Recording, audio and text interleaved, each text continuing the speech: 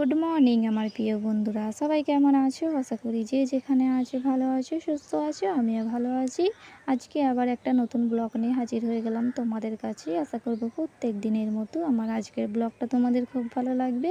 তাই ভিডিওটা না টেনে টেনে সম্পূর্ণ দেখার অনুরোধ রইল। তো দেখো, মা এদিকে সকাল সকাল পরোটা আর ঘুগনি এনে দিয়েছে। আর পরোটা আর ঘুগনি খেতে আমার অনেক ভালো লাগে, সেই জন্যে মা পরোটা আর ঘুগনি এনে দিয়েছে। বন্ধুরা, আজকে রান্না কিন্তু আমিই করব, কারণ মা নেই। মা সকালবেলা পরোটাটা কিনে দিয়ে মা চলে গেছে। আর কোথায় গেছে জানো বন্ধুরা? মায়ের নানির বাড়িতে গেছে, মানে আমার মায়ের নানির বাড়িতে গেছে।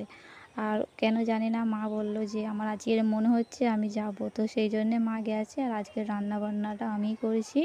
ভাতটা বসিয়ে দিয়েছি, আর আলু আর পেঁয়াজ আদা রসুনটা বেটে নিয়েছি। আর এদিকে আমি ভালো করে এখন তরকারিটা কষে নিচ্ছি। আর কালের ফ্যাঁপসা ছিল, মা মানে জাল দিয়ে রেখেছিল, ওটা আজকেরই রান্না হবে। মা বলল যে আমি কাল থাকবো না, তো সেই জন্যে আজকের ওটা রান্না হবে। তো যাই হোক বন্ধুরা, এদিকে আমি ভালো করে পেঁয়াজটা লাল করে নিয়ে এখন ভালো করে আমি একটু জালটা ঠেলে দিয়ে তারপরে আমি নাড়ছি, নেড়ে নেড়ে তারপরে আমি এখন ভালো করে তেলটা দিয়ে দিচ্ছি। বন্ধুরা, যে সমস্ত আমার নতুন বন্ধুরা আমার ভিডিওটা দেখছো, যদি ভালো লাগে তাহলে একটা লাইক করে দিও। আর যদি খুব ভালো লাগে তাহলে ছোট্ট করে একটু কমেন্ট করে দিও। আর যদি খুব ভালো লাগে তাহলে আমার চ্যানেলটি সাবস্ক্রাইব করে দিয়ে আমার পাশে থেকে যেও। সমস্ত আমার পুরানো বন্ধুরা আমার ভিডিওটা দেখছো, তোমরা আমার প্রত্যেকটা ভিডিও দেখো। আর এখনও যদি ভালো লাগে তাহলে একটা লাইক আর একটা ছোট্ট করে কমেন্ট করে দিও। তাহলে আমি বুঝতে পারবো আমার কোন কোন বন্ধুরা আমার ভিডিওটা দেখলো। তো যাই হোক বন্ধুরা, এদিকে আমি ভালো করে নেড়ে নিচ্ছি, নেড়ে নিয়ে তারপরে আমি ভালো করে ফ্যাঁপসাটা দিয়ে নেব, দিয়ে ভালো করে কষে নেব। যেন বন্ধুরা, মা রান্না করে আর আমি খাই, খুব ভালো লাগে। কিন্তু এখন নিজেকেই রান্না করতে হচ্ছে আজকের। আর অনেক কষ্ট হচ্ছে, কারণ এত রোদ, আর এই রোদের মধ্যে আবার রান্না, খুব কষ্ট হচ্ছে বন্ধুরা। জানি না শ্বশুরবাড়িতে গিয়ে কি হবে। খুব তাড়াতাড়ি তবে চলে যাব। তো ওখানেও খুব গরম, কিন্তু জানি না আমার ওখানেও কি হবে। তো যাই হোক বন্ধুরা, এদিকে আমি ভালো করে ফ্যাঁপসাটা দিয়ে নিয়ে এখন কষে নিচ্ছি। আর একটু একটু করে পানি দিচ্ছি, কারণ ফ্যাঁপসাটা আবার নিজেই ধরে যাবে। আর ধরে গেলে তরকারিটা ভালো লাগবে না, মশলা ছুঁয়ে গেলে কিন্তু তরকারিটা একদম বিচ্ছিরি হয়ে যাবে।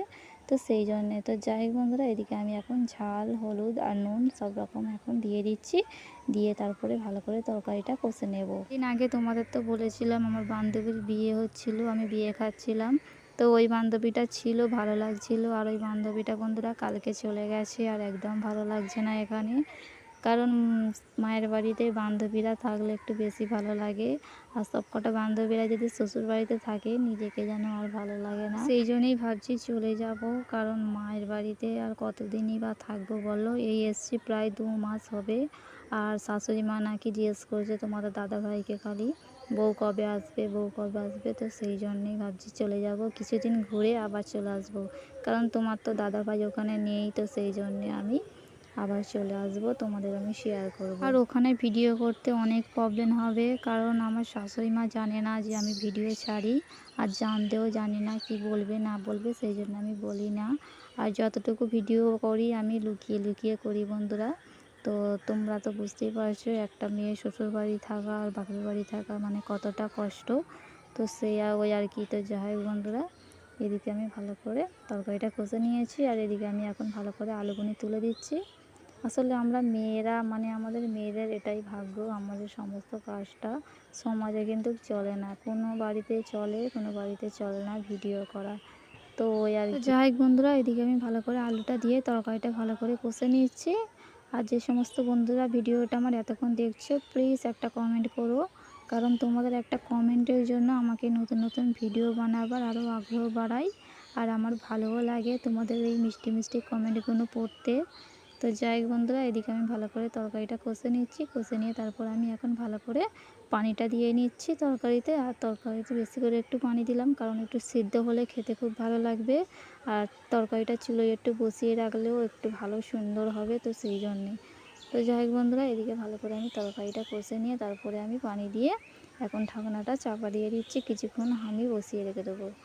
তো এদিকে দেখো বন্ধুরা, একটু গরম মশলা দিয়ে দিচ্ছি। গরম মশলা দিলে আরও টেস্টটা ভালো হবে, আর গন্ধটাও চলে যাবে, আর খুব সুন্দর খেতেও লাগবে। তো সেই জন্যে আমি গরম মশলাটা দিয়ে দিলাম।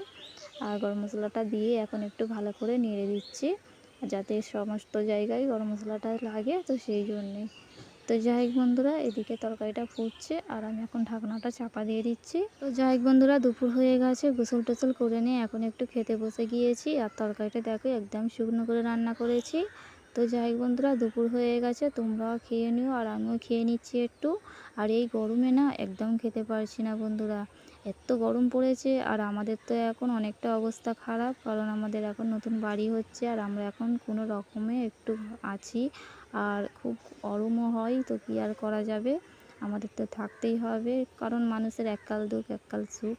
তো ওই আর কি। তো যাই বন্ধুরা, এদিকে আমি খেয়ে নিচ্ছি, নিয়ে একটু তরমুজ কেটে নিয়েছি, তরমুজ একটু খাবো। এই গরমে এত ঘাম হচ্ছে আর তরমুজ খেলে খুব শরীরের পক্ষে উপকার, তো সেই জন্যে তরমুজ কেটে নিয়েছি। তো বন্ধুরা, আজকের ব্লগটা কিন্তু আমি এখানেই শেষ করছি। তোমরা সবাই ভালো থেকো, সুস্থ থেকো, টাটা।